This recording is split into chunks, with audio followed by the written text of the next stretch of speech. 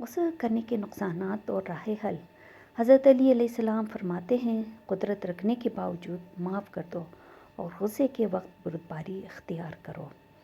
نہج البلاغہ میں موجود ہے یہ۔ دوسروں پر غصہ۔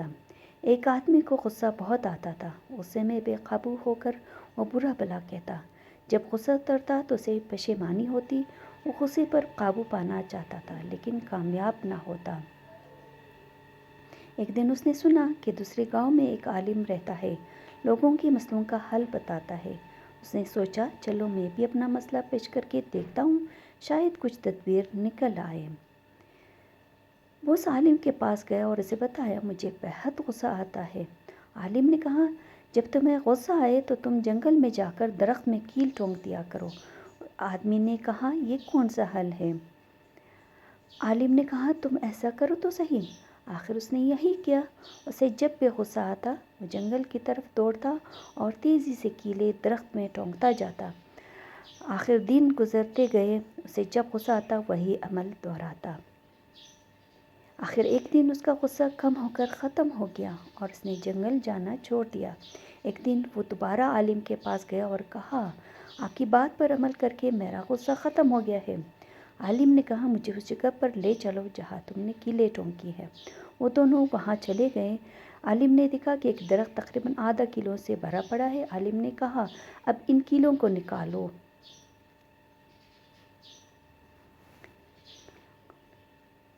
اس نے بہت مشکل سے وہ کیلیں نکالی تو دیکھا وہاں چھوٹے بڑے بہت سوراخ تھے۔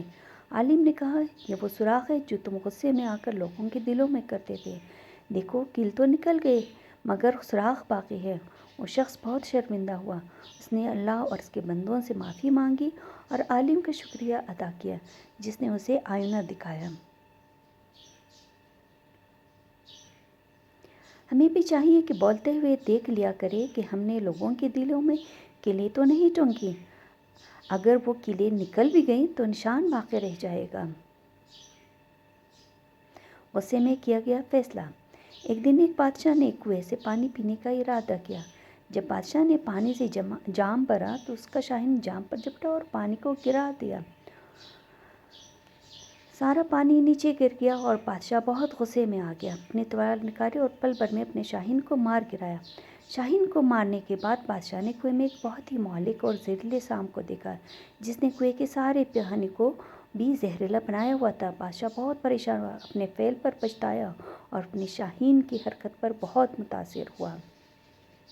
بادشاہ نے اس واقعے کے بعد سونے کی تاروں سے شاہین کا مجسمہ بنوایا جس کے ایک پر لکھوایا کہ ایک دوست ہمیشہ آپ کا دوست ہے حتیٰ کہ اس کا کام آپ پر ناگوار گزرے اور آپ کو غمگین کرے،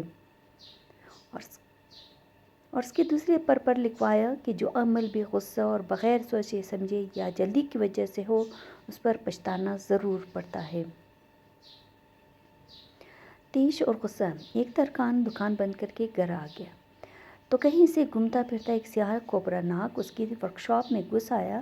یہاں بظاہر تو ناگ کی دلچسپی کی کوئی چیز نہیں تھی، پھر بھی ادھر سے ادھر اور اوپر سے نیچے جائزہ لیتا پھر رہا تاکہ اس کا دڑ وہاں پڑی ایک آری سے ٹکرا کر توڑ سے معمولی زخم ہو گیا۔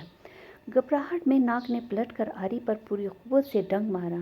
فولادی آری پر زور سے لگے ڈنگ نے آری کا کیا بگاڑنا تھا، الٹا ناگ کے منہ سے خون بہنا شروع ہو گیا۔ اس بار خشونت اور تکبر میں ناگ نے اپنی سوچ کے مطابق آری کے گرد لپٹ کر اسے جکڑ کر اور دم گھونٹ کر مارنے کی پوری کوشش کر ڈالی۔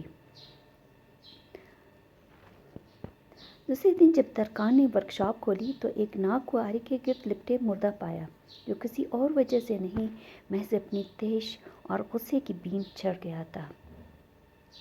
بعض اوقات غصے میں ہم دوسروں کو نقصان پہنچانے کی کوشش کرتے ہیں مگر وقت گزرنے کے بعد ہمیں پتہ چلتا ہے کہ ہم نے اپنے آپ کا زیادہ نقصان کیا ہے۔ اچھی زندگی کے لیے بعض اوقات ہمیں کچھ چیزوں کو، کچھ لوگوں کو، کچھ حوادث کو، کچھ کاموں کو، کچھ باتوں کو نظر انداز کرنا چاہیے۔